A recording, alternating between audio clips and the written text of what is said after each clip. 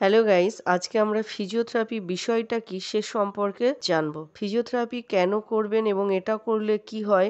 আমরা যখন প্র্যাকটিস করি তখন বিভিন্ন রকম প্রশ্নের সম্মুখীন হতে হয় যে ফিজিওথেরাপিটা কি? এটা করলে কি হবে? তাহলে কি আর ওষুধ খেতে হবে না? তো আজকে আমরা সেই বিষয় নিয়েই আলোচনা করব, ওকে? নমস্কার বন্ধুরা, আমি মৌহা মণ্ডল। মডার্ন দৈনন্দিন খাবার, রুটিন ও লাইফস্টাইলের ফলে যে মডার্ন অ্যান্ড লং লাস্টিং অসুস্থতা হচ্ছে, যত লক্ষ টাকা, সময় ও শান্তি নষ্ট হচ্ছে, তার সমাধানের জন্য আমার প্রায় ১ দশকের ফিজিওথেরাপি অ্যান্ড লাইফ এক্সপেরিয়েন্স তুলে ধরছি, বিশেষভাবে মেয়ে, মা, বোন ও অন্যদের জন্য। আশা করি এই ভিডিওর প্রত্যেকটা মিনিট আপনাকে একটি সুস্থ, শান্তিপূর্ণ জীবনের দিকে এগিয়ে নিয়ে যাবে। ফিজিওথেরাপি হলো একটা ক্লিনিক্যাল প্র্যাকটিস। পেশেন্টের কন্ডিশন, ডিসেবিলিটি, ডিসঅর্ডার বিভিন্ন রকম রিপোর্ট করিয়ে তারপরে পেশেন্টের অবস্থা বুঝে তাকে ট্রিটমেন্ট করা হয়। ঠিক আছে? যদি কোনো পেশেন্টের ডিসঅর্ডার হয়ে থাকে বা ডিসেবিলিটি হয়ে থাকে, তাহলে কিন্তু বিভিন্ন রকম রিপোর্ট করা হয়ে থাকে এবং সেই রিপোর্টের উপরে বেস করে পেশেন্টের কন্ডিশন বুঝে তারপরে তাকে ট্রিটমেন্টটা করা হয়। এবার সেই ট্রিটমেন্টটা কী ধরনের ট্রিটমেন্ট? ফিজিওথেরাপি হচ্ছে একটা চিকিৎসা পদ্ধতি যেটা শরীরের ব্যথা, আঘাত, দুর্বলতাকে দূর করে। বিভিন্ন শারীরিক কৌশল ও ব্যায়াম ব্যবহার করা হয়ে থাকে। এটি ওষুধ বা সার্জারির বিকল্প একটা সহায়ক চিকিৎসা পদ্ধতি। ফিজিওথেরাপি করানোর উদ্দেশ্যটা কি? ফিজিওথেরাপি করানোর উদ্দেশ্য হলো শরীরের ব্যথা কমানো। আঘাত লাগলে সেটা ফিজিওথেরাপির মাধ্যমে বিভিন্ন কৌশল অবলম্বন করে ঠিক করা। পেশি ও হাড়ের কর্মক্ষমতাকে বাড়ানো। আমি এগুলোর ডিটেলে আলোচনা করব।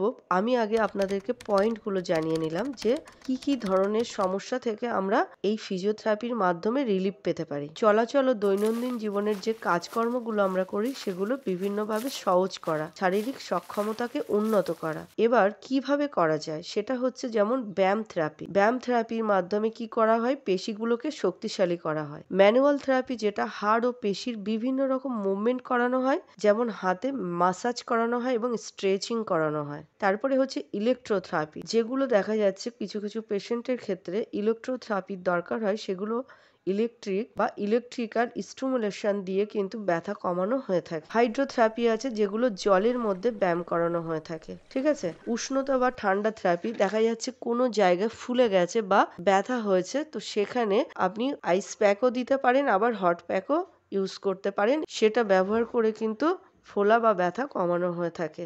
এবার এই ফিজিওথেরাপি কিন্তু হাড় ভাঙা, পিঠের ব্যথা, sports injury, stroke, arthritis, surgery বিভিন্ন রকমের কিন্তু হেল্প করে থাকে এবং এটা একটা ভীষণ হেল্পফুল থেরাপি। দেখা যাচ্ছে কেউ মাঠে খেলতে খেলতে পড়ে গেছে, সেখানে তার হয়তো হাড় ইনজুরি হতে পারে, মাসল ইনজুরি হতে পারে বা কোনো লিগামেন্ট ইনজুরি হতে পারে। তো সেখানে বিভিন্ন রকম প্রসেস অ্যাপ্লাই করে তাকে সুস্থ করানো। ঠিক আছে? কোনো পেশেন্ট দেখা যাচ্ছে স্ট্রোক হয়েছে, স্ট্রোকের পরে প্যারালিসিস হয়ে গেছে, তো সেই প্যারালিসিস পেশেন্টকে কিন্তু ফিজিওথেরাপির মাধ্যমেই সুস্থ করানো হয়ে থাকে। কোনো পেশেন্টের হয়তো হাড় ভেঙে গেছে, সার্জারি করা হয়েছে, সার্জারি পরে যেটা প্লাস্টার সার্জারি হয়ে গেছে, প্লাস্টার খোলার পরে দেখা যাচ্ছে মুভমেন্ট হচ্ছে না, স্টিফ হয়ে আছে, তো সেই সমস্ত কাজগুলো কিন্তু ফিজিওথেরাপির কাজ।